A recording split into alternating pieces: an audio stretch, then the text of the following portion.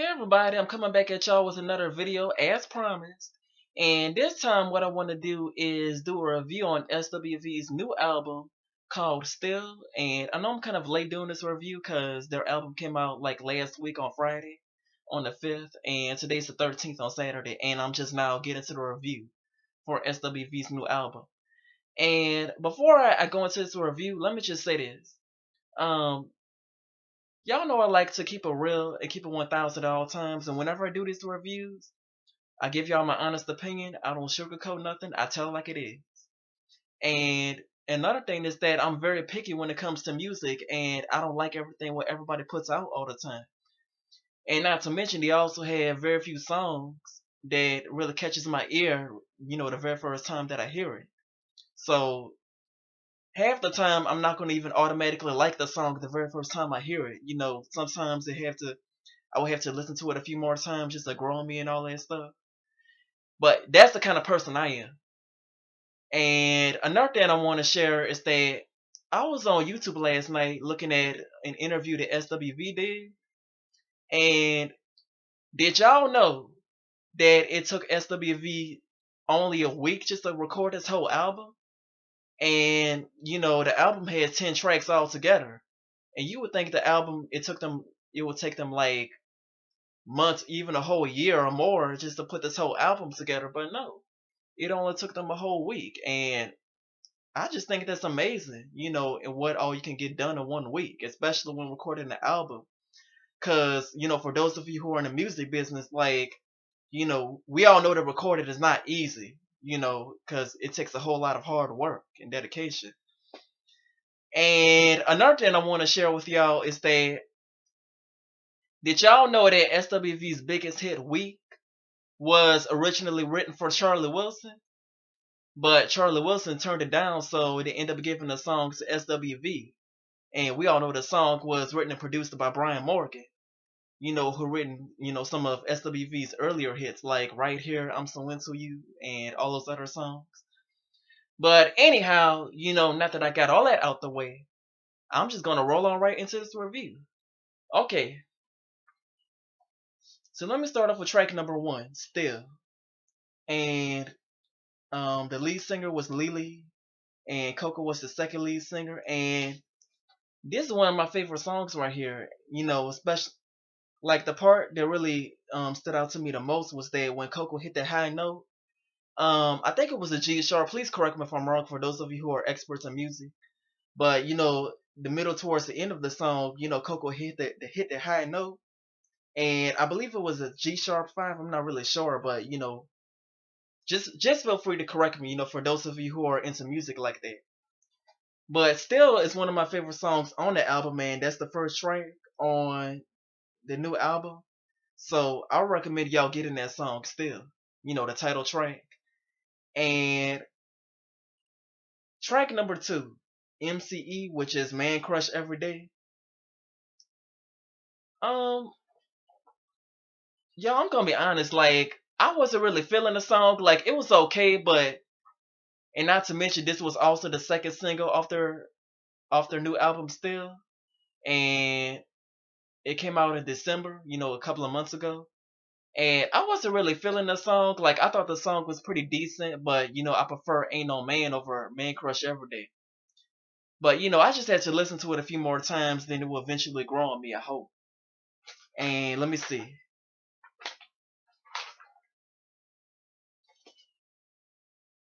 Coco was the one that led the song, and not to mention she was also rapping in it. Oh, by the way, Man Crush Every Day, like it kind of reminds me of a mashup between Janet Jackson's Funny How Time Flies When You're Having Fun, and it also have lines, from Michael Jackson's song Butterflies. Like when they say you give me butterflies inside and all that stuff. And somebody else said that the song also reminds them of Michael Jackson's song Lady in My Life. And I can kind of agree with that.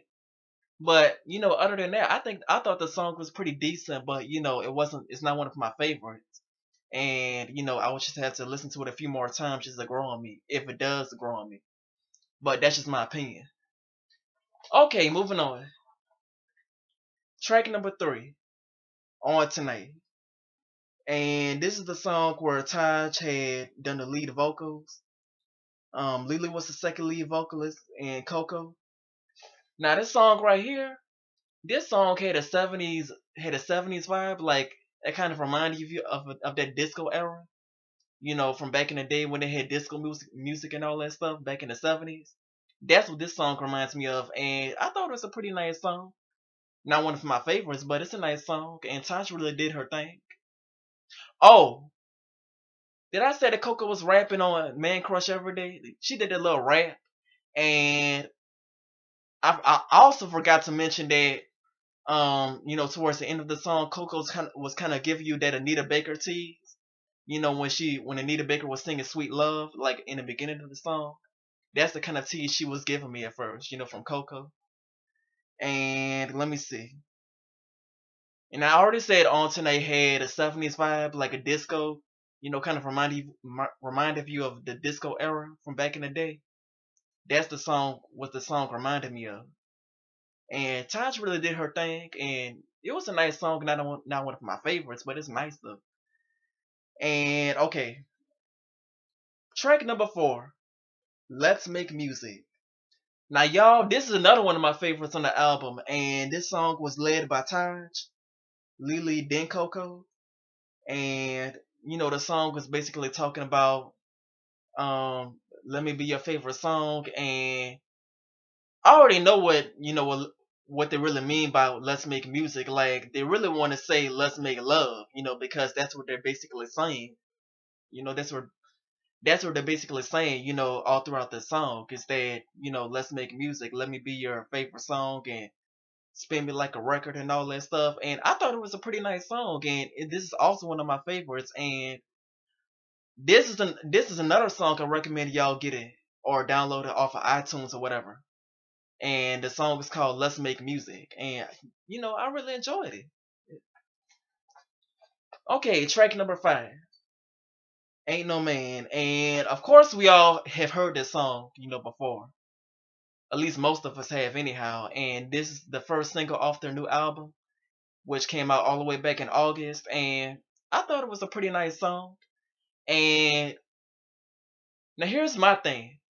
I don't know if it's just me feeling this way, but I felt that Taj should have been the one singing the whole song instead of Coco, or instead of Taj and Coco, because I felt the song was more suitable for Taj as opposed to Coco. Because and don't get me wrong, like Coco has a voice, and she's basically the voice of SWV. But I prefer Taj singing this whole song by herself because I feel this song is more suitable for her as opposed to her and Coco. But and another thing too, like, have y'all noticed that the song kind of reminds you of that song that they came out with back in the day? And this is another group, like, this is an old school group, and it's called Four Tops. When they came out with that song, "Ain't a Woman Like the One I Got." I feel like they kind of pick up that line from that group right there, Four Groups. When SWV said "Ain't no man like the one I got." I feel like that's where they got it from. It's from the group Four Tops. From when they came out with that song "Ain't No Woman Like the One I Got." But that's the kind of vibe I got from them. But other than that, that's a nice song too. And I also got that song in my phone, "Ain't No Man." But moving on from there. Okay, track number 6, "Love Song." And y'all, this is another one of my favorites. And this song was led by Coco, Lily Dentage, and Taj rapping on the song. It was pretty nice. I liked it. And this is another song I recommend y'all get it. And it's called "Love Song." Like, y'all download it off of iTunes or wherever y'all get this music from. Because this is another one of my favorites off this album right here. And let me see. Track number 7, "When Love Didn't Hurt." This this is a nice song too. And y'all, when I first look at this song, like I could automatically tell it was gonna be a ballad, because have y'all noticed that whenever a song is over 4 minutes long, like it's usually a ballad? That's not to say that's always the case, but whenever a song is like over 4 minutes long or whatever, like it's usually a ballad. And but then you also got up tempo songs that are over 4 minutes as well. But even though nowadays, most of these songs are like only 3 minutes long, but that's just the observation I've noticed.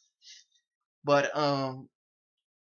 the song was led by Lily, then Coco, and Lily did her thing, sing a lead to the song. And the only criticism I have about the song is, it pertains to Coco. And Coco was singing in her head voice on the song, on the bridge.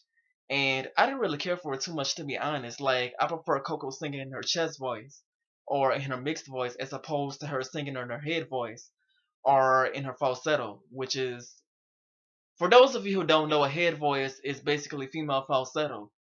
And Coco was singing in her head voice on a bridge of the song. And I didn't really care for it too much because, I thought, her falsetto wasn't that good to me. I felt like it was kind of weak to me. But I just prefer Coco singing in her chest voice or her mixed voice, as opposed to her singing in her head voice. That's the only thing I didn't like about that song. But other than that, I thought it was a good song. And the song is called When Love Didn't Hurt. And okay, track number 8, Miss You. And this song was led by Coco. It was an okay song. Like, it's not one of my favorites, but it's okay. I know a lot of people said that they liked it, but for me, I it just didn't move me that much, but that's just me. And another thing I forgot to mention from track number 7, When Love Didn't Hurt, somebody said that the song kind of reminded them of Aretha Franklin's "You Make Me Feel Like a Natural Woman." It kind of gave them that feeling, but I guess I could kind of agree with that. But moving on from that, I already said track number 8 and how I felt about it, and the song was called "Miss You." So I'm just gonna move on from there. Track number 9, "Leaving You Alone," and this song was led by Coco.